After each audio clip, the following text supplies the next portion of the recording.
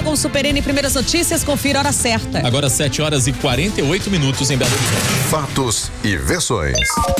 O que vai impactar a sua vida agora no Café com Política.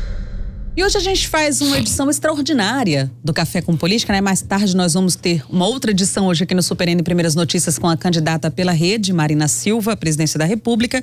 Mas agora a gente recebe aqui o deputado federal Reginaldo Lopes, que é coordenador da campanha do PT no estado e candidato à reeleição, porque houve uma mudança no cenário com a saída do ex-presidente Lula e merece essa edição extraordinária. Bom dia, seja bem-vindo, Reginaldo. Bom dia, Delma, bom dia, Rodrigo.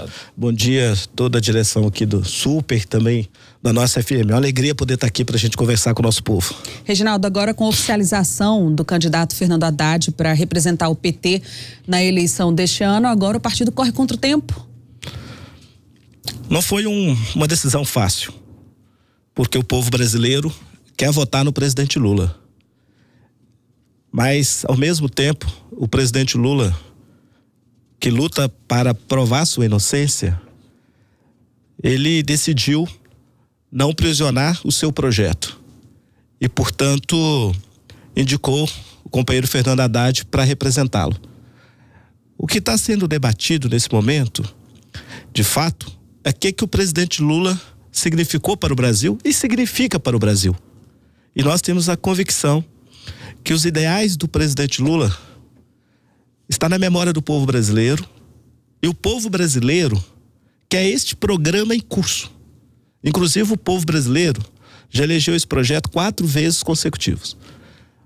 Todas as pesquisas indicam a vitória do presidente Lula. Então, nós estamos muito convictos que, de fato, o ex-ministro Fernando Haddad vai trilhar pelas ruas do país uma caminhada levando o projeto do presidente Lula, e nós estamos super animados que, de fato, o Brasil, na memória do povo, já escolheu o seu presidente da República. Eu costumo dizer que nós já temos um presidente. Ele tem nome e sobrenome. O nome é Lula. O sobrenome é Haddad. Olhando e andando, e olha que eu ando muito por Minas e por outros estados, o povo brasileiro quer derrotar o golpe no país. Porque, de fato, o golpe destruiu a economia brasileira. O golpe rompeu vários direitos, rasgaram a CLT, romperam direitos trabalhistas históricos, congelaram os investimentos num país que não universalizou ainda a pré-escola. Rodrigo, nós temos 76,5% das crianças de 0 a 3 anos fora da escola infantil. Como nós vamos falar de meritocracia num país covarde que não universalizou oportunidades? Nós estamos assistindo uma calamidade nos hospitais filantrópicos desse país, nos hospitais públicos. A saúde é subfinanciada e esse governo congela investimento por 20 anos. Então nós vamos ter que reorganizar o Brasil, porque eu quero, e já falei aqui inclusive nesse programa, nós temos que ditar o programa em curso, que é um consórcio de parte do judiciário, parte da mídia, em especial da Globo, com o PSDB, o PMDB, que querem, de fato, olhar apenas para o mercado financeiro. Porque, só para concluir, olha, nesse momento que o Brasil tem 30 milhões de brasileiros e brasileiros desempregados, subocupados, 63 milhões no SPC, quase 40% dos jovens nem estudam e nem trabalham, quase 20 milhões de jovens sem nenhuma perspectiva. Em 6 meses, o sistema financeiro já ganhou 80 bilhões de reais. Chegou a hora de discutir como regular o sistema financeiro do Brasil. E esse governo está amando do sistema financeiro. Porque quando a gente fala, a Globo patrocina esse projeto, quem patrocina é o mercado financeiro. Portanto, nós vamos ter que disputar. E o presidente Lula mostrando mais uma vez a sua grandeza indicou o companheiro Fernando Haddad para representar o seu projeto. Nesse sentido, a pergunta que eu faço, não houve uma demora muito grande para que o ex-presidente Lula indicasse de maneira oficial a candidatura do ex-ministro Fernando Haddad? Não, nós já temos mais de 10 dias que o programa eleitoral na TV começou. A gente sabe que o programa na TV ainda tem uma importância grande para transformar os candidatos que não são universalmente conhecidos em candidatos conhecidos, e é o caso hoje ainda de Haddad. Ele ainda sofre de um desconhecimento de uma parcela importante do eleitorado. Por que houve essa demora? Porque a gente sabe que não dá para acreditar mais em parte do Poder Judiciário, mas sempre fica aquela esperança de poder acreditar nas instituições.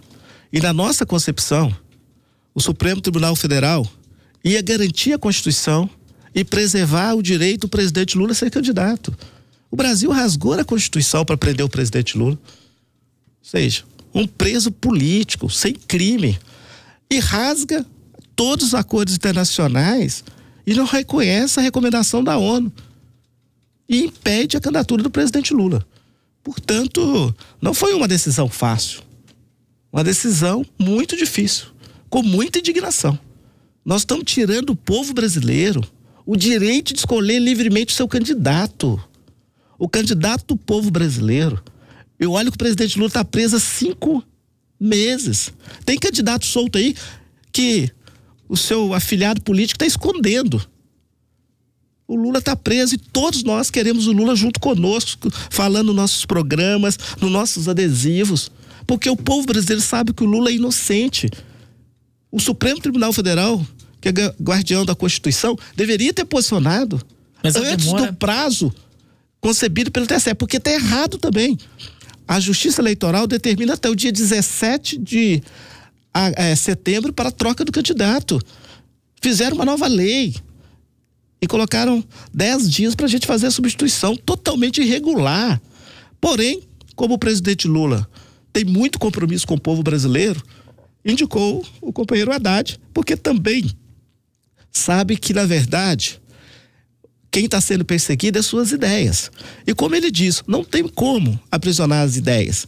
Hoje, o Brasil tem milhões de Lulas que percorre o país e vai garantir a vitória do Fernando Haddad. Deputado, mas falando dessa questão aí, pesquisas mostram, pesquisas anteriores, que sempre quando os eleitores eram questionados num cenário sem Lula, muitos dos votos de pessoas que acreditavam em Lula são transferidos para a candidata Marina Silva da Rede ou Ciro Gomes do PDT.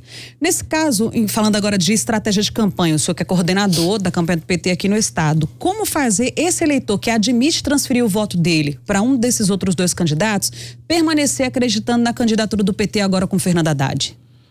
Todas as nossas pesquisas internas, o Fernando Haddad está em primeiro lugar. As pesquisas do Ibope, do Datafolha, me engana que eu gosto. Tanto que já colocaram o Fernando Haddad no segundo turno nessas últimas pesquisas. Daqui uma semana, é bem provável que o Fernando Haddad esteja consolidado em segundo lugar ou já liderando as pesquisas no Brasil. Em Minas Gerais, nós vamos ganhar aqui com mais de 1 milhão de votos na frente do Bolsonaro. Então é uma questão de dias. O povo brasileiro já formou o seu conceito, já está preparado para tomar a sua decisão. O povo brasileiro vai eleger o candidato presidente Lula, porque o candidato presidente Lula é a única certeza que o povo brasileiro tem de sair da crise. Nós precisamos voltar a gerar empregos, nós precisamos voltar a ter uma economia que tenha crescimento para salvar os municípios e estados. Os estados quebraram, não tem república federativa e não tem políticas públicas na ponta se desorganizar os estados e os municípios. Isso é um tema muito grave. A insensibilidade desse governo, desse consórcio golpista, do PSDB, do PMDB, levou a uma falência e uma desorganização das políticas públicas. Olha a realidade do estado de Minas Gerais. Nós governamos aqui o Brasil 14 anos, 13 anos, Lula e Dilma. Nunca persegui Minas Gerais. Nós nunca perseguimos nenhum estado. Pelo contrário, os governadores que mudavam os programas. E mesmo assim, a gente colocava mais recursos. Então chegou a hora de reorganizar o Brasil. Para reorganizar o Brasil, você tem que ter um novo modelo econômico.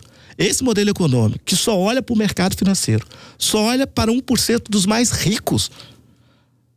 Olha, os projetos foram votados na Câmara dos Deputados nesses últimos 2 anos. Foi abrir espaço no orçamento para pagar serviço da dívida, para dar dinheiro para rentista, para sistema financeiro. Qualquer lugar no mundo, quando um cidadão vai ao sistema financeiro, ele sai feliz, porque ele vai gerar empregos, ele vai fazer o seu país crescer, ele vai melhorar a arrecadação. No Brasil, quando alguém vai ao banco, ele sai em depressão. Nós precisamos mudar, nós precisamos regulamentar esse sistema. E nós temos que ter um modelo econômico que olhe para o mercado interno, que olhe para o seu povo. O povo tem direito de comprar carro. Nós temos quase 10 milhões de pessoas sem casas. Então nós precisamos reativar a economia brasileira. Quantas obras, Minas Gerais, BR-040, 381, várias outras obras importantes, anel rodoviário. Nós estamos vivendo, nos últimos 50 anos, o menor investimento em infraestrutura na história do país. E, por outro lado, o maior déficit fiscal. De 2004 a 2014, nós chegamos a ter superávit fiscal de quase 4%. E investindo em PAC, em obras, em máquinas, escola, UBS, creche, universidade, escolas técnicas. Ou nós temos um modelo que o Estado é o responsável por induzir o crescimento econômico. Porque esse discurso liberal, que é o setor privado que puxa o setor público, é conversa para boi dormir. Quem puxa o setor privado é o setor público. Em momento de estagnação econômica, o papel estratégico do Estado é fundamental. Isso que está em jogo. São esses 2 modelos. Tem muitos candidatos, mas só tem 2 projetos em jogo. Deputado, se Fernando Haddad foi eleito presidente da República, o senhor acha que ele, como presidente, vai trabalhar para libertar o ex-presidente Lula? A maioria do povo brasileiro Mas ele, enquanto a liberdade presidente, do presidente Lula. A maioria do povo brasileiro. Mas eu pergunto em relação a ele, numa eventual eleição. O senhor acha que ele vai trabalhar? E pergunto até a opinião pessoal do senhor. O senhor acha que ele deveria trabalhar por essa libertação do ex-presidente Lula? Eu acho que todos nós que tem o mínimo de compromisso com a defesa e garantias e liberdades individuais deveria exigir cumprimento da Constituição e a libertação imediata do presidente Lula. O maior partido hoje do Brasil, e eu diria do mundo, se chama Lula Livre. O maior partido do Brasil e do mundo se chama Lula Livre. Deputado, então a candidatura do Fernando Haddad, ela vai ser sustentada mesmo na imagem do ex-presidente Lula. Ou como é que vocês vão fazer para que o eleitor conheça realmente o Fernando Haddad? Porque, lógico, o nome dele é conhecido, mas o que ele fez, o que é que ele pode fazer porque se ele ganhar, é ele que vai estar lá na cadeira. E essa pergunta do Rodrigo, eu complemento, eu insisto nela, porque eu acredito que é no sentido dele usar esse poder, se ele for presidente, o poder que ele vai ter de presidente para poder tentar soltar o ex-presidente Lula, quando a gente sabe que é uma questão de justiça, né? Também não é por aí. Vocês acreditam que o Lula está preso por questão de justiça? Lula está preso por questão política.